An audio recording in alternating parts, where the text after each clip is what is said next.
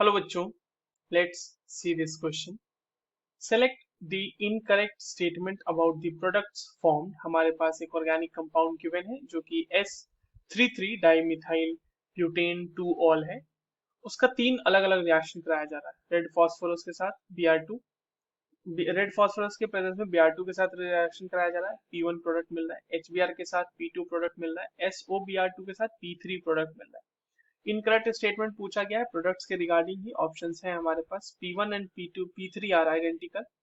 Option 2 कह रहा है P1 and P2 are positional isomers. Option 3 कह रहा है P1 and P3 are enantiomers. And fourth कह रहा है कि P2 and P3 are positional isomers. ठीक है, चलिए इस क्वेश्चन को सॉल्व करते हैं बच्चों। और सबसे पहले तो ये देखते हैं कि इस क्वेश्चन को सॉल्व करने के लिए हमारे पास कौन से की कॉन्सेप्ट की जानकारी होनी चाहिए। देखिए, की कॉन्सेप्ट की यदि हम बात करें इस क्वेश्चन के लिए तो हमें पता होना चाहिए सब्स्टिट्यूशन न्यूक्लियोफिलिक रिएक्शंस के बारे में। और सब्स्टिट्यूशन न्यूक्लियोफिलिक जो है वो दो तीन तरह के होते हैं बेसिकली। एक तो SN1 होता है, एक SN2 होता है, और एक होता है SNI मैकेनिज्म। ठीक है, तो वो तीनों यहाँ पर यूज होने वाले हैं। और उनमें जो स्टीरियोकेमिकल जो एंगल है उनका वो यूज होने वाला है, तो हमें पता होना चाहिए इन सारी चीजों के बारे में। तो सब्स्टिट्यूशन न्यूक्लियोफिलिक रिएक्शंस जो है हमें पता होनी चाहिए थी। ठीक है, चलिए एक एक करके इन सारे क्वेश्चंस मतलब जो भी रिएक्शंस गिवन है उनको सॉल्व कर लेते हैं। जो सबसे पहला रिएक्शन है बच्चों हमारा, वहां पर जो प्रोडक्ट को मतलब जो हमारे पास सबस्ट्रेट है, पहले तो वो बना ले, ड्रॉ कर लेते हैं। यहाँ पे डैश लाइन पे हाइड्रोजन है, वेज लाइन पे हमारे पास OH मौजूद है, और यहाँ पर CH3 ग्रुप लगा हुआ है। इसका रिएक्शन कराया जा रहा है रेड फॉस्फोरस के साथ, रेड फॉस्फोरस के प्रेजेंस में Br2 के साथ। सॉरी, ये जो रिएक्शन होगी ये सिंपली SN2 मैकेनिज्म फॉलो करेगी। SN2 मैकेनिज्म में क्या होगा, जो न्यूक्लियोफाइल होगा वो अटैक करेगा और साइमल्टेनियसली हमारा जो लिविंग ग्रुप है वो कंपाउंड को छोड़ के निकल जाएगा। और इसके केस में इन्वर्जन ऑफ कन्फिग्रेशन देखने को मिलेगा।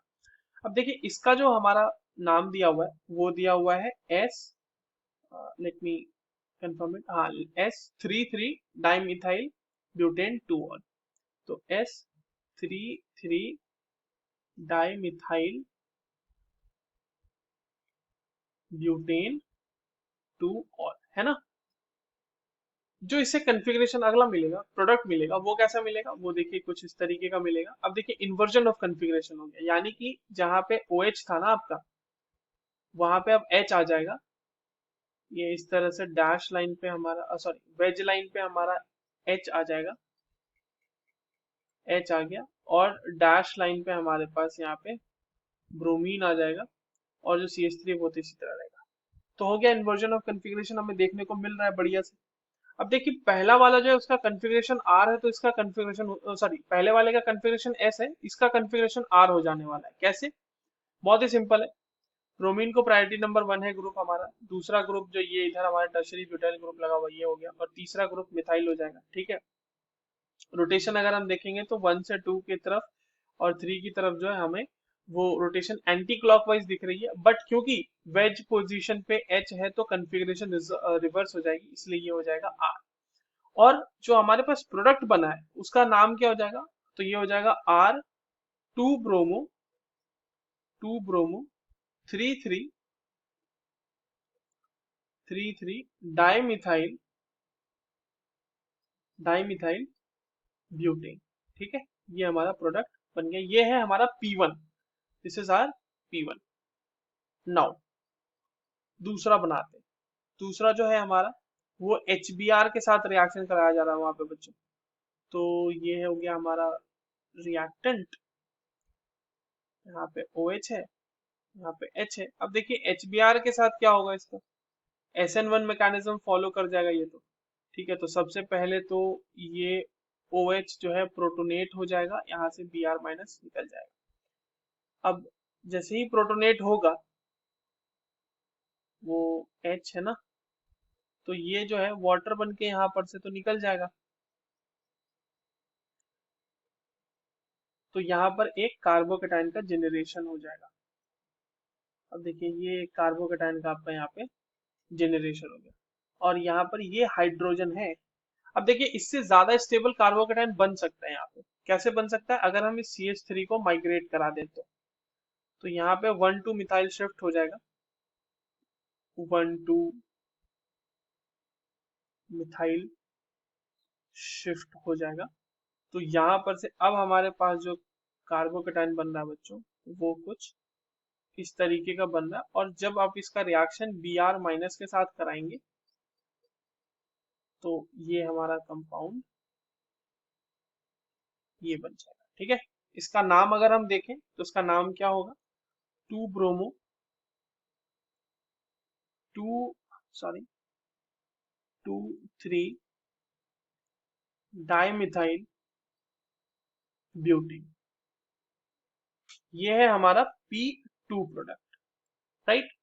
और जो लास्ट प्रोडक्ट है हमारा SOBr2 के साथ, यानी कि थर्ड रिएक्शन जो है या C रिएक्शन जो भी हम लिख लें, मैं 1 2 3 यूज कर रहा हूँ तो यहाँ पे 3 लिख लेते हैं। अब इसके साथ देखो SOBr2 के साथ जो रिएक्शन होगी ना, वो होगी SNI मैकेनिज्म के साथ।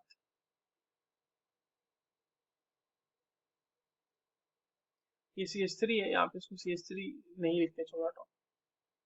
SOBr2 के साथ होगा SNI mechanism, substitution nucleophilic internal reaction. ठीक है, अब वहां पे क्या होता है? रिटेंशन ऑफ कन्फिग्रेशन होगा सिंपली।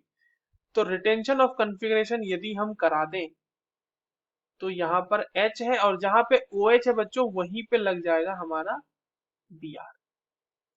ठीक है, तो ये हो गया इस तरह से। तो ये हो गया retention of configuration, retention of configuration. और अगर हम नाम की बात करें तो नाम इसका हो जाएगा सेम S। और हमारे अब तो दूसरे पे ब्रोमो भी लगे ना, तो S2 bromo 3,3 dimethyl. Configuration change नहीं हुआ ना, इसीलिए S का S ही रह गया, ये बात ध्यान में रखें यहाँ पे। डाइमिथाइल ब्यूटेन, ये हमारा इसका नाम हो गया। और ये प्रोडक्ट है हमारा P3। अब आते हैं हम जो हमारे पास ऑप्शन है वो देख लेते हैं। कह रहा है P1 and P3 are identical. P1 and P3 identical है क्या? नहीं, P1 एंड P3 आइडेंटिकल नहीं है, क्योंकि एक R है और दूसरा S है, तो ये हो गया गलत। P1 and P2 are positional isomers. P1 and P2 are positional isomers है क्या? देख लेते हैं। तो 2 ब्रोमो 3,3 डाइमिथाइल ब्यूटेन है, यहाँ पे 2 ब्रोमो 2,3 डाइमिथाइल ब्यूटेन है। तो हाँ, पोजीशन तो सिर्फ मिथाइल ग्रुप का चेंज हमें दिख रहा है, तो पोजिशनल आइसोमर्स तो है, ये तो स्टेटमेंट सही है। P1 and P3 are इनांशियोमर्स। देखिए, तो P1 आ रहा है आपका R 2 ब्रोमो 3,3 डाइमिथाइल ब्यूटेन, और P3 पूछा ना, हाँ P3 पूछा है। P3 आ रहा है S 2 ब्रोमो 3,3 डाइमिथाइल ब्यूटेन, तो R और S हैं आपस में, तो इनांशियोमर तो होंगे ही, ये भी स्टेटमेंट सही है। और फोर्थ कह रहा है कि P2 and P3 are positional isomers, तो yes P2 and P3 are also positional isomers. उसमें भी मिथाइल ग्रुप का देखो पोजीशन, यहाँ पे 3,3 डाइमिथाइल है और यहाँ पर 2,3 डाइमिथाइल है, तो बिल्कुल सही बात है। तो हमारा थर्ड मतलब फोर्थ ऑप्शन भी सही है, मतलब करेक्ट स्टेटमेंट है। और हमसे इनकरेक्ट पूछा है, तो the correct answer will be option number 1। I hope you understood this well. All the very best.